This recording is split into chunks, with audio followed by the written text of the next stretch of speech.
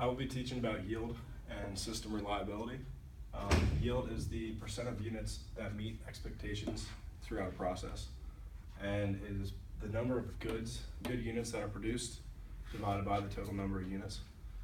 And the yield of resource is the percent of units that were produced to spec, which in this case, if we had a 1% failure rate, then our yield would be 1 minus our 1% equals 99, which is 99% yield of the entire process, or of our resources. The yield of process is the percent of units produced at the end of the process that are up to specifications. And right here, we can see that if we had 3 different stations that the units have to go through, and they all had 99% yields, then our yield of process would be 0.97 or 97% for the entire process. So we will go into some examples. The first being just a normal process yield. So if we have 8,000 units that are going into the process, and our first station has a 99% yield, we have that, to our next station, which is a 96% yield. And then our last station is a 93% yield. And we need to find out how many units are good after each station.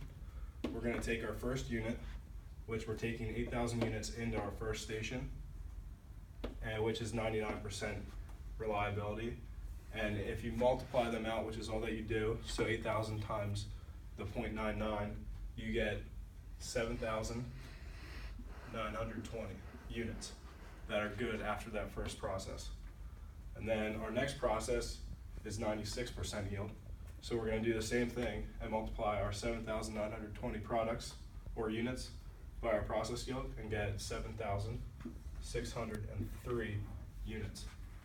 And then to find out our entire process yield would be after our last station, which if we do the same thing, we come to 7,070 units at the end of our process. So right there, it was pretty easy to do, but what if we have 100 different processes or stations that our units have to go through? So if we're doing the same exact thing, we'll just use 3 stations to keep it short and simple, but we have 3 stations here. Our first station is a 98% yield. Our second station is a 99% yield. And our third station is a 95% yield. And we are entering, or starting with 5,000 units. How do we bypass this one and come up with our final answer of what our total yield of process would be? So for this, we have to go and look at our system reliability and find out how reliable our system is and what our failure rate is. So for this, all you're going to do is for your reliability is you're going to take all of your yields and you're going to multiply them together. So for this, we're going to have 0.98 times 0.99 times 0.95. You're going to multiply all them together and you're going to get a total system reliability of 92169, which in percentage is going to be 92%. So then we come back up here, and since we've combined all these together and we're going to bypass all of these, and our total system reliability is now 92%, we're just going to multiply our 5,000 units by our total system reliability, and we're going to get 4,608 units. So that's for our entire system with not having to go through and multiply out after each individual station. And you can do this for any number of stations. If you want to find out what our units are going to be after our third station, you just take your system reliability up till that station and multiply it by your starting units. Now, some people have, or some processes have a redundancy built into them so that their units are simplified and there's a less, the failure rates go down for each, for the defects. So what all that this is it's taking one unit, and normally we have one station here. We're building onto it, and we're adding stations below it, which will decrease our amount of defects. So for this right here, let's do 95%, 98, and let's go with the 97. So for this, what we want to do, the first thing is we want to find out what our failure rate is, not what our success rate is. So for each one, we're going to take 1 minus 0.95, 1 minus 0.98, and then 1 minus 0.97.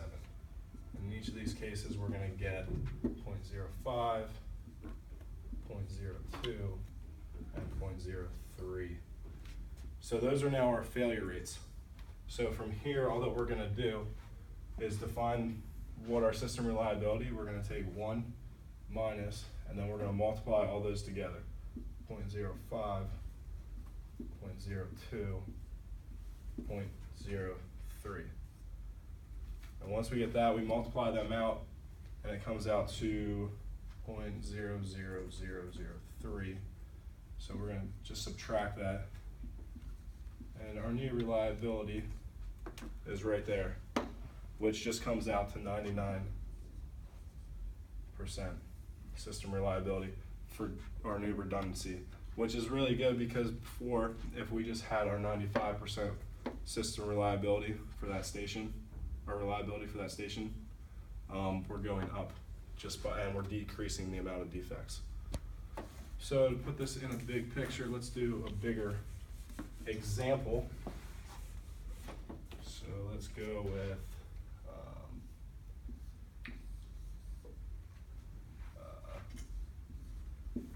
0.98,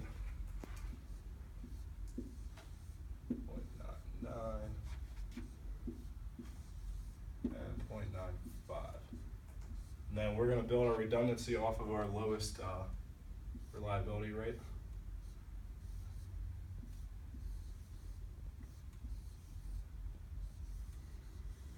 Okay. Then we're going to use 0.97 and 0.98.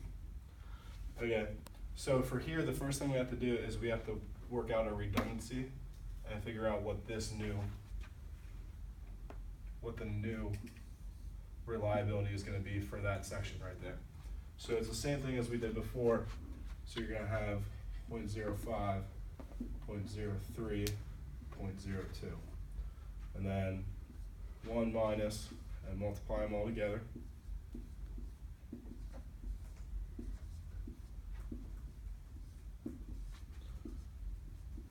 And it's the same exact thing as before, so it's going to be 99.7 or 99.97%.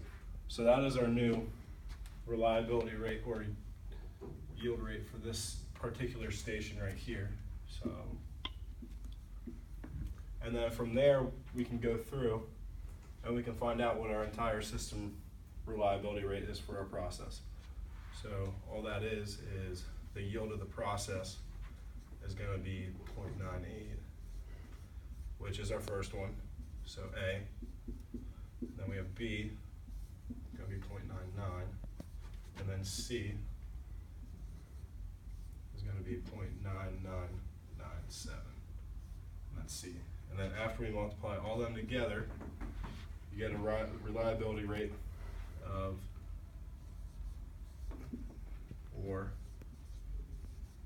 97%. So as you can see, a lot of these problems get a lot more difficult, but if you follow the simple rules of going across, you multiply them out, and then going down, it's 1 minus, for your redundancies, it's 1 minus your failure rate, you'll be okay.